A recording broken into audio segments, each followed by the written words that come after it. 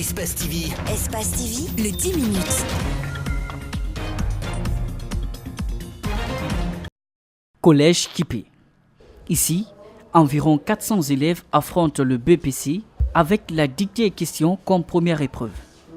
Dans cette salle de classe, le silence est entier. Chacun reste concentré sur sa feuille. Nous avons procédé à toutes les sensibilisations d'abord au niveau des élèves. Ensuite, les enseignants aussi ont été sensibilisés. Il y a des codes de conduite, il y a les règlements généraux qui ont été multipliés. Donc tout le monde savait à quoi s'attendre et tout le monde est prêt pour la réussite de cet examen. Après cette première épreuve, la plupart des élèves de ce centre trouvent le sujet abordable et espèrent voir le même effet se produire les prochains jours. Je trouve que c'était abordable, c'était à notre niveau. C'était bien la dictée. Le sujet était bien, c'est bien passé. Quand il n'y a pas de problème. Et puis la dictée était trop facile, je dirais ça. Cette première épreuve s'est vraiment très bien passée. Les sujets étaient à notre portée.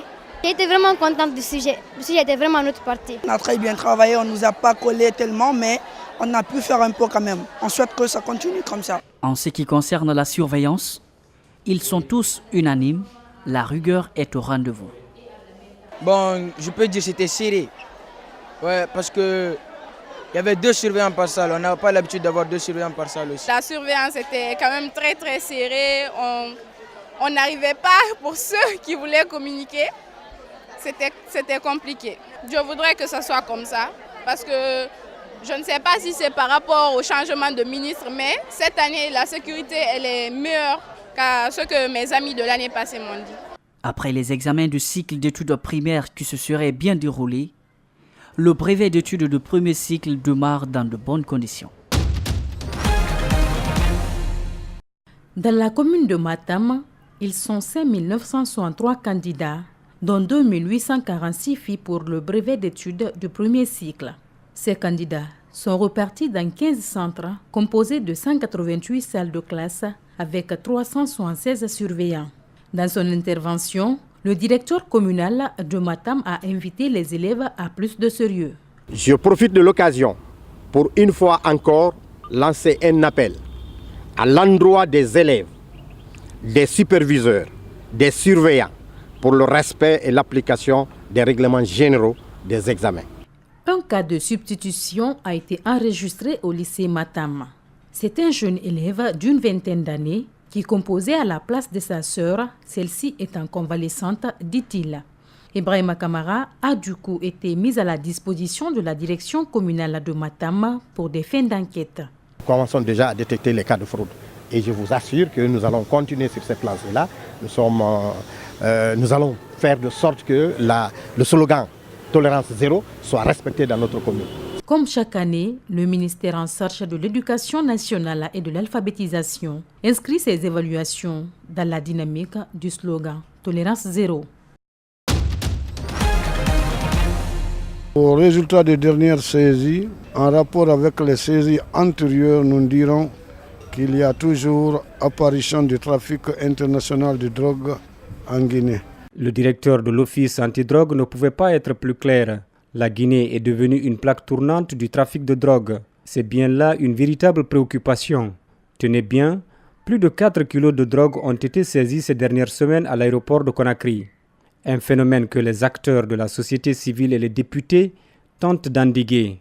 Au-delà de la prévention et de la répression, une autre approche de lutte est mise en avant par les services antidrogue. La brigade de canine, en fait, il s'agit d'avoir des chiens dressés à l'effet de la recherche de drogue. Puisque ces chiens, il s'agit de leur entretenir en aliments, mais ne bénéficient pas d'une corruption financière.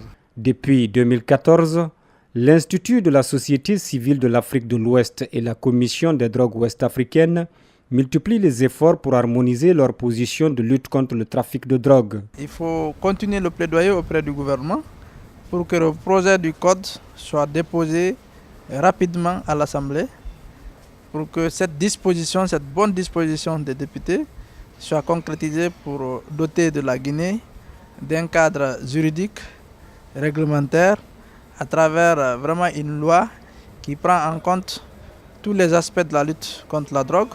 La balle est dans le camp des autorités après l'adoption par le Parlement du projet de loi sur la drogue et autres stupéfiants dans l'espace CEDEAO. Lancée depuis le 9 mai, la campagne Shell Extra Challenge sera bouclée le 30 juin prochain. L'un des objectifs de Shell Extra Challenge est de sillonner 10 villes de la Guinée afin d'étendre la promotion de cette campagne jusqu'aux clients de ces zones. D'où l'idée de cette tournée du service marketing de Vivo Énergie. Cette tournée, autrement appelée Challenge 2000, elle consiste d'abord à sillonner 10 villes de l'intérieur du pays.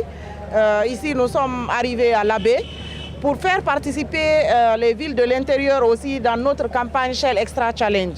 Donc le Challenge 2000 ou cette tournée, comme vous le dites, c'est pour étendre la campagne à l'intérieur du pays. L'autre volet de la tournée est de démontrer les performances des différents produits de Shell à travers sa formulation à caractère économique. Pendant les happy hours, des consignes de sécurité sont rappelées aux usagers par l'expert en conduite économique et défensive. Vous voulez vraiment économiser votre carburant, il faut adapter la vitesse à l'environnement.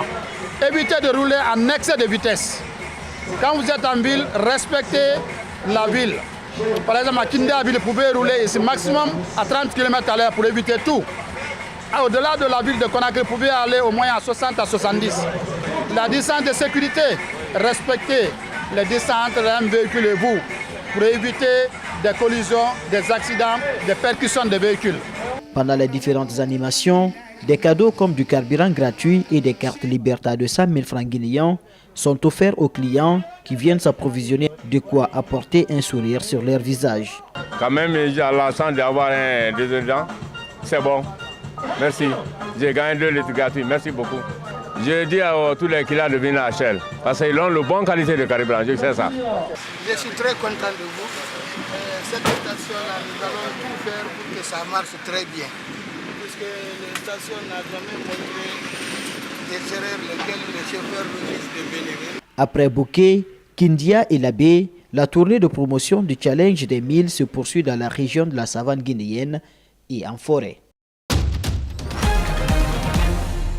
Il y a un principe simple d'abord pour le débarquement, c'est que ce sont les règles et les principes humanitaires du secours qui prévalent, et donc c'est le point le plus sûr, le plus proche, mais qu'une fois débarqués sur le sol européen, nous sommes favorables à mettre en place des centres fermés conformément au HCR, avec des moyens européens qui permettent, et c'est notre proposition, d'abord une solidarité financière immédiate, une instruction rapide des dossiers, une solidarité européenne pour que chaque pays prenne de manière organisée les personnes qui ont droit à l'asile et dont les dossiers ont été instruits. Contempler des œuvres d'Andy Warhol pieds nus, se promener au musée sous l'eau ou en pleine nature. À la Fondation Carmignac, le visiteur perd ses repères et c'est bien là l'idée. Une collection de 70 œuvres où se côtoient Roy Lichtenstein et Botticelli est exposée dans un espace de 2000 m² sur l'île de Porquerolles dans le Var, au large de la ville de Hyères. On prend la mer, on va sur l'autre rive, on marche, et ici ensuite quand on arrive à la Fondation, on n'est pas nombreux, les visites sont limitées à 50 personnes par demi-heure, on se déchausse, on prend un breuvage, et on a essayé de créer à la fois des conditions, et puis on a choisi aussi un lieu pour que les œuvres parlent au mieux et qu'on puisse les entendre au mieux. Porquerolles, une île saturée par plus d'1 million de visiteurs par an. La fondation du milliardaire Édouard Carmignac a donc dû se plier aux strictes règles du parc national. Pour ne pas dénaturer le paysage, il a fallu creuser dans une colline pour dissimuler le musée sous un mât provençal. La démarche, promouvoir un tourisme plus responsable et pourquoi pas, initier quelques plagistes à l'art moderne.